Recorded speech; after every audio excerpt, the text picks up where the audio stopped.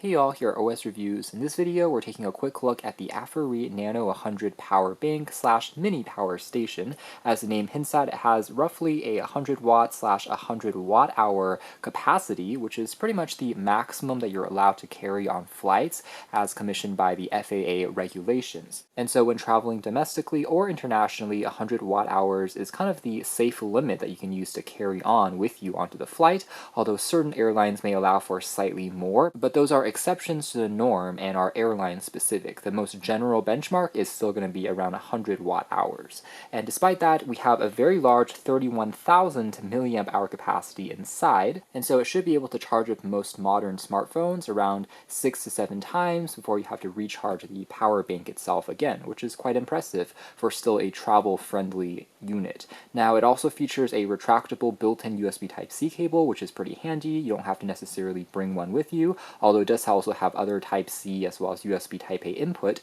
and also comes in two colors, a more traditional gray color as well as a more vibrant pink. And so this model is TSA safe, and the cable, by the way, measures 28 inches in terms of the maximum length if you're retracting it inside, even claims to be quite durable. So if you pull on it with a little bit more force, you accidentally knock it over, it should still survive. When it comes to charging rate, it's going to be around 145 watts, and that is if you're using 100 watts output using Type-C plus another 45 watts with the second Type-C port. And so this model is all about bringing a large capacity, fast charging power bank that's still safe to travel with and still a relatively compact form factor. The company also claimed that the battery cells they've used should be high quality in the sense it should last for at least 10 years, 6 times longer than standard polymer cells, which only last around 500 cycles. This is rated for over 3,000 use cycles. Of course, only time will tell for some of these longer term claims, but still nice to see here. And also they claim it's a safe charger in the sense it will prevent against overheating as well as overcharging. When your device reaches 100%,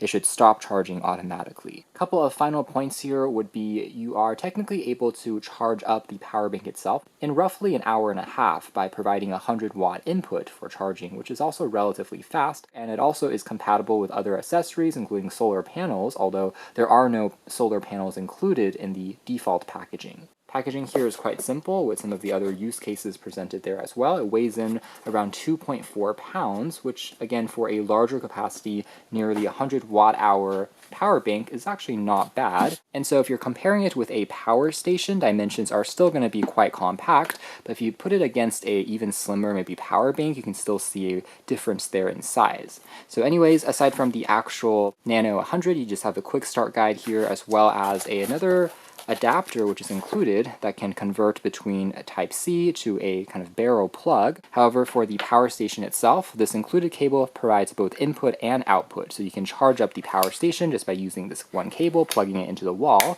as well as again charging other smartphones. It's magnetic as well, so it just locks into place when you're done to prevent the cable from flying around, and it has kind of a lock mechanism that will prevent the cable from further moving out. You can pull on it again to pull the entire thing in.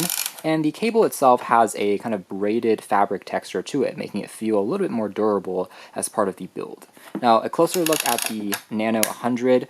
On the front here, we do have a backlit LCD display that tells you the battery percentage remaining, the current input-output charging speeds, and an estimated duration of how long it can last under the current charging scenario. There's also going to be another Type-C port, which also can be used for input and output, up to 45 watts though, so the top built-in cable is the fastest charging rate, and also a full-size USB Type-A port can be found, but that one maxes out at roughly 18 watts, so it's going to be a little slower by comparison. Soft touch rubber feet is also provided on the back with some of the maximum charging specs. 2 points I will mention would be, first of all, there are no additional software companion app components to this model, so it's relatively simple and straightforward. You can't really further connect to a phone and then monitor the battery from afar.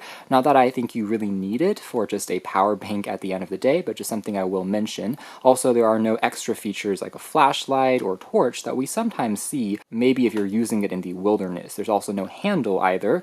That being said, considering that this model is still going to be relatively compact at the end of of the day, I would say it's not that bad if you're sliding it into a backpack or a carry-on luggage. Although it's definitely going to be too large to put directly into a pocket, of course. It feels a little bit more like a small brick, but that's because of the extra large capacity. Now, I also think there might have been maybe another opportunity to do something else on the very top surface, perhaps adding a spot for Qi wireless charging support, maybe using it as a magnetic dock or stand to elevate or pop up the phone at an angle. Sitting it on top would have been nice to see. In fact, it almost felt like that in some of the product images that we saw earlier. So perhaps an area they can consider in a next generation model instead. And the last thing I'll mention is it feels a little bit strange to me that the port here, which allows you to plug in your own cable and have a bit more versatility if the cable ever breaks, you want to replace it, is 45 watts, which granted is already fast enough to charge even laptops in most cases, but that's still a little bit lower than the faster 100 watt, which is using the built-in cable. In an ideal world, it would also make this port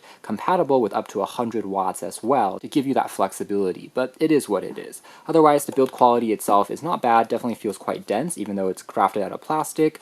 No other fans though, so it is just passively cooled. So moving into some charging tests and demos, let's begin with trying to charge up the power station by plugging it into a wall adapter, seeing if it can reach the advertised up to 100 watt maximum, and after a couple of seconds it should start, and indeed we can confirm that the wattage here will slowly increase, hitting nearly 100 watts there at the max. So it can again fully recharge up this battery itself in around an hour and a half, which really is not bad. In fact, right now we're around 30% charged. It will take roughly 45 minutes more to reach 100%.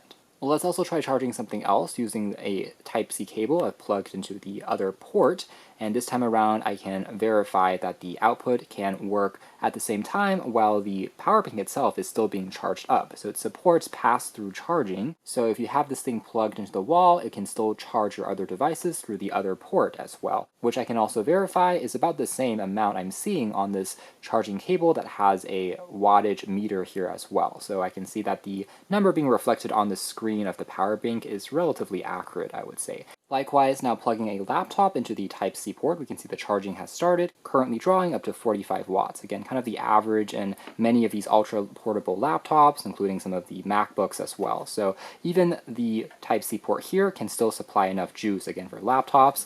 But as you can tell here, working well enough. You can see the countdown timer as well for how long the battery of the power bank will last under the current charging speeds. So yeah, I would say the rated claims when it comes to charging speeds are relatively accurate, and again, a reminder to hit the maximum 145 watt output, you would have to use both of the Type-C ports. There is no way to get 145 watts out of a single port. I just mentioned that because there are certain flagship grade smartphones these days, for example from brands like OnePlus, Xiaomi, that can even hit maximum of maybe 200 watts at the fastest charging rates. So for those devices, you may still want to look for an even faster charger, which is kind of ridiculous to say, but honestly this is still plenty fast for the vast majority of products, including laptops and phones here in 2025, including some of the iPhones and Google Pixel devices, that it's still going to be perfectly sufficient, and the entire thing actually remains quite cool in terms of thermals as well, even when it's charging at the faster rates as well. So no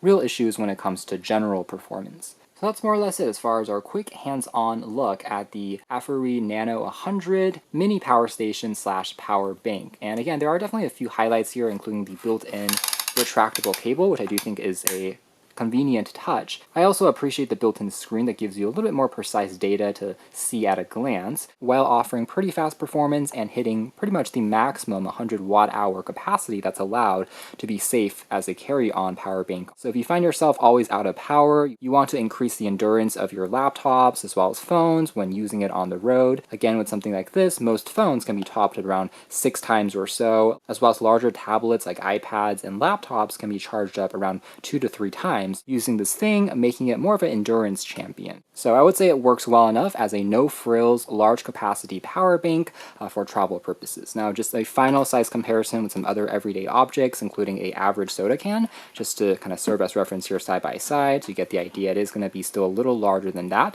but not too far off. However, versus some slightly smaller capacity power banks, like this one here from a Xiaomi ecosystem brand has a 25,000 milliamp hour capacity instead. instead, compared to the 31,000 milliamp hours of the Nano 100, which is roughly, again, 6,000 more, you can see that size difference as well. This one is a little bit longer in terms of the length. However, the Nano 100 is definitely wider. Maybe in part it's because this section here has to be occupied by the built-in retractable cable design. So a portion of this cross-section is being used to hold that extra cable component, making it just slightly bulkier, I would say. But of course, the trade-off is you do get an even larger capacity. So anyways, if you are interested in something like this, again, pretty much the largest power bank you're able to carry onto a flight, while still delivering solid performance overall, you can check out more details in the links down below. Thanks for watching this quick video here at OS Reviews. That has been the AFERY Nano 100.